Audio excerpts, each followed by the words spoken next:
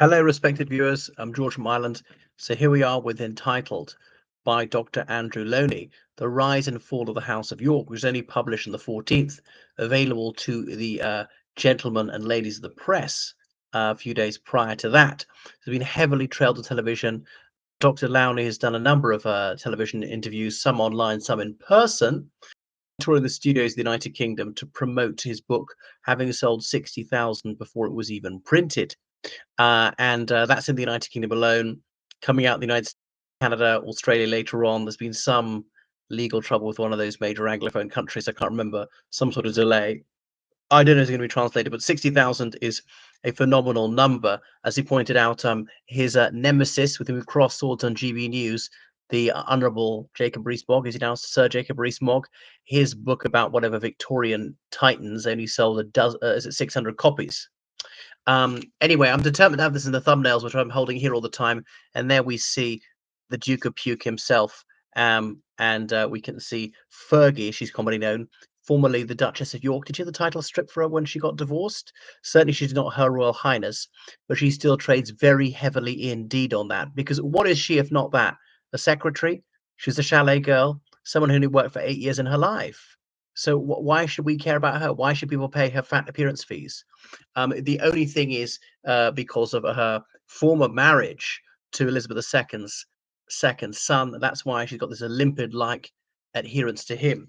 And then we see on their wed there, okay, that snog on the balcony of Buckingham Palace, 23rd of July, 1986. Um, so entitled, it's an unedifying tale, and I suppose it's a cautionary tale. And it's the first full-scale biography of them. I've interviewed Dr. Lownie twice, both times in person. He was very generous this time to me and nobody. So his credentials as a historian cannot be questioned. Having read history at Cambridge University and getting a master's degree from Edinburgh University, a PhD likewise by publication rather than by thesis, fellow Royal Historical Society, a visiting fellow of Churchill College, Cambridge, and published four well-received biographies prior to this, including one royal biography. Also two royal biographies, and people say he's got fixated. He's got a trilogy. He says he's going to move on to pastures new. I don't know what his next project is. Perhaps he doesn't either. Was a literary agent. One thing that struck me was also the parallels between himself and his subject. I mean, not Fergie, but Prince Andrew, both named Andrew, most blatant similarity, born within a year of each other, both went to school in Scotland, both married, both had two children, both nominal Protestants, both heterosexual, obviously, and both had a long association with a major establishment institution. In the Prince's case, the Royal Navy. In Dr. Lownie's case, Cambridge University. But there are obviously very important differences between them. Dr. Lownie is morally unimpeachable, and as for his morality, Andrews is thought to be execrable, and so on. So it reads like a novel. It's got pace. It gives background, but not too much. Written with crystalline clarity. So I really appreciated the quality of the prose. It's got élan vital as well. Got a prologue, sort of a flashback to the wedding. Okay, so Charles and Diana, 5 years earlier, had been the wedding of the century. And one theme that keeps coming through is he feels hard done by, but yes, entitled, both in the sense that he's got royal titles, but fawning the very best of everything is no more than is due. That he's so intellectually limited, he honestly thinks he's a superior species. The other royals recognize that they are mere humans who happen to be born in this extraordinary position. There, this exaltation is something they don't merit. They try not to embarrass people, and knowing people who work for Prince William and Kate Middleton, they're very decent employers, they're courteous and all the rest of it. Where and most of the royal family, the staff don't have a bad word to say about, but he is dreadful, and he's verbally abusive, he's completely unreasonable, he's irascible, he's infantile, he's just disgustful. No wonder he and Trump have a rapport, and so on. So these two get married, and of course, there are always the unfavorable comparisons to Princess Diana, who's thought to be better looking, had a better press, to Prince Charles, who was going to be born to be king.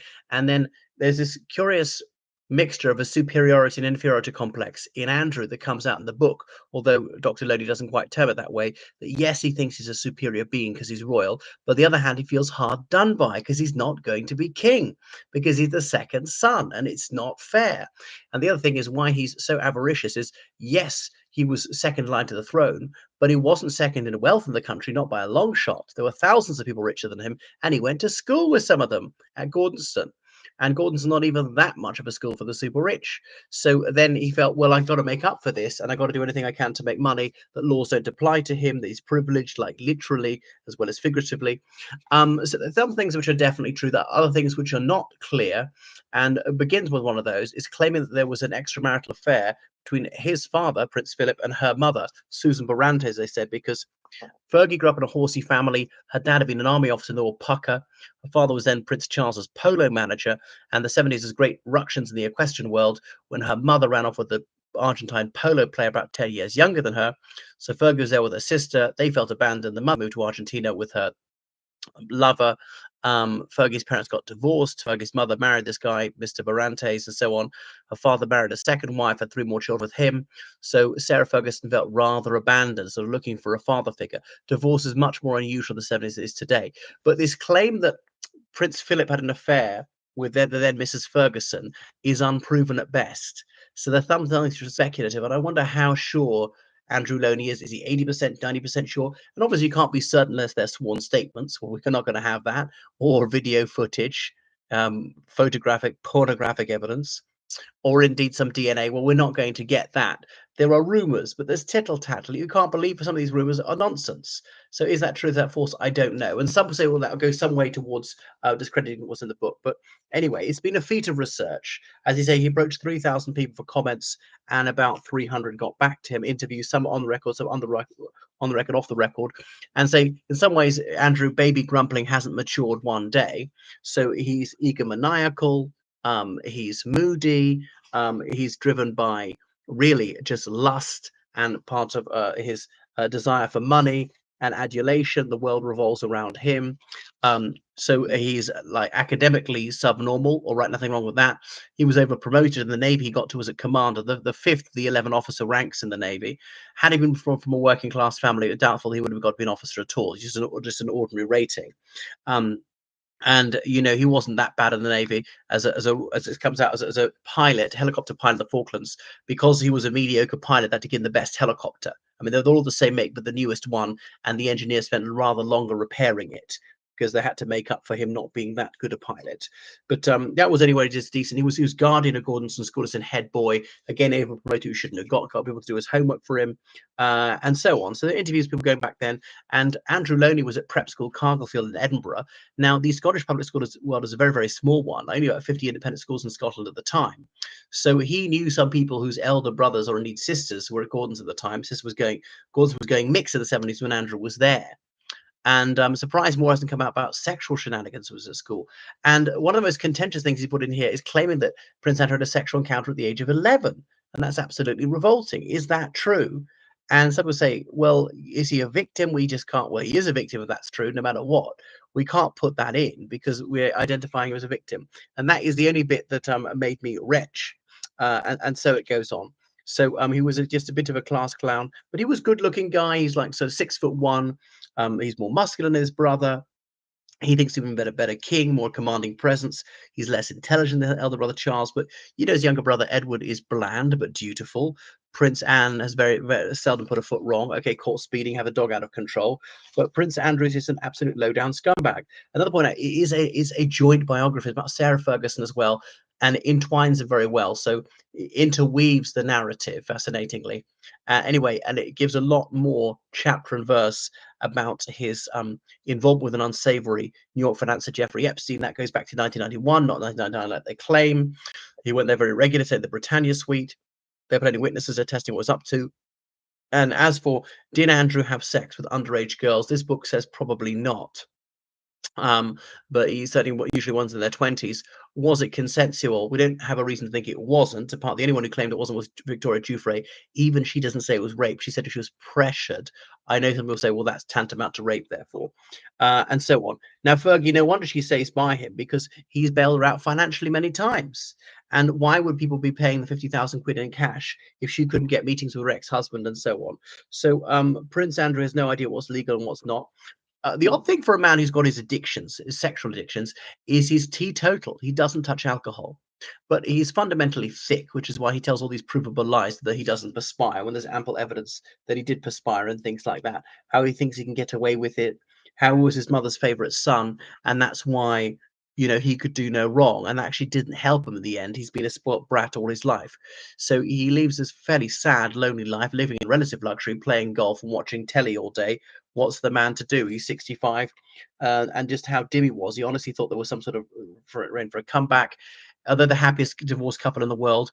Well, and perhaps he's also too thick to realize his ex-wife is exploiting him. She's hanging on to him because he's a source of money and status in sharing that house. He does seem to have a good relationship with his daughters, Beatrice and Eugenie. I mean, I taught in the school that Beatrice was going to at the time, though I didn't teach her. She was head girl of her school, and Fergie is made a governor of that school, patron of the school. Probably they didn't have to pay school fees or something in return. So that is Prince Andrew. So yeah, it really has brought shame on the family. Terrible. It was compelling reading, although you need a strong stomach in places. So yeah, I enjoyed it enormously, and I believed most of it. I think Dr. Lownie, if pushed, will have admit that some of it he's not certain about. Many people willing to speak on the record about things that was perhaps surprising. Obviously, strenuous efforts were made to thwart the book, and there's been no refutation by Prince Andrew and Fergie. Why? Because there is no defense, because what's in the book is largely true. So their reputation can't be butchered even more than already has been. Anyway, warmly recommended. Retailing for £22 of the hard copy. The paperback is going to come out later this year. All right, so your stocking fillers are about 130,000 words, authoritative. Now, it doesn't give footnotes all the time. This is not a scholarly work, though he is a scholar. We don't want an academic book. We want something which is approachable for the general reader, spelling out things they can't assume the general reader would know without going into excessive detail.